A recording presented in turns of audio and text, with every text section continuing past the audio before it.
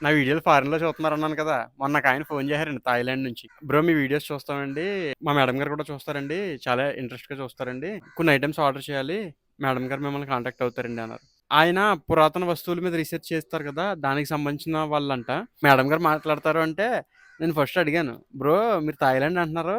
నా వీడియోలు ఎలా చూస్తారు ఆవిడ మేడం గారు? ఆవిడకేమో తెలుగు రాదు. నాకేమో ఇంగ్లీష్ రాదు. అంటే లేదు బ్రో మేడం గారు ఆల్రెడీ ఒకసారి విజిటింగ్ ఇండియాకి కూడా వచ్చారు. కొన్ని రోజులు అక్కడ గోదావరి వైపు స్టే చేశారు. గోదావరోళ్ళు అంటే ఆవిడకి చాలా అభిమానం. అండ్ ఆవిడకి తెలుగు అర్థమవుద్ది మాట్లాడలేకపోయినని అని చెప్పానన్నమాట. మనకు అనుమానాలు ఎక్కువ కదా! ఆ తర్వాత ఆ మేడం గారు కాంటాక్ట్ అయ్యారండి. ఇన్‌స్టాగ్రామ్‌లో మెసేజ్ చేశారు. ఫస్ట్ నమస్కారం అండి అని మెసేజ్ పెట్టారండి. తర్వాత జై శ్రీరామ్ అన్నారు. ఆ తర్వాత ఇంగ్లీష్‌లో కన్వర్సేషన్ స్టార్ట్ చేశారు. ఆవిడకి కావాల్సిన ఐటెమ్స్ చెప్పారు. మళ్ళీ ఎండ్ ఆఫ్ ది కన్క్లూజన్‌లో మళ్ళీ జై శ్రీరామ్ అని చెప్పి క్లోజ్ చేశారండి. ఇక్కడ ఆశ్చర్యం ఏంటంటే విదేశీయులు మన కల్చర్‌ని, మన రాముడిని అంత గౌరవిస్తున్నారు. మనోళ్ళకి మన కల్చర్ చులకనైపోయింది. మన రాముడిని నానా మాటలు అనేవాళ్ళు తయారయ్యారు మన దేశంలో. బంగారాన్ని గుర్తించాలంటే దాని విలువ తెలిసుండాలి. మన సంస్కృతిని గౌరవించాలంటే సంస్కారం ఉండాలి.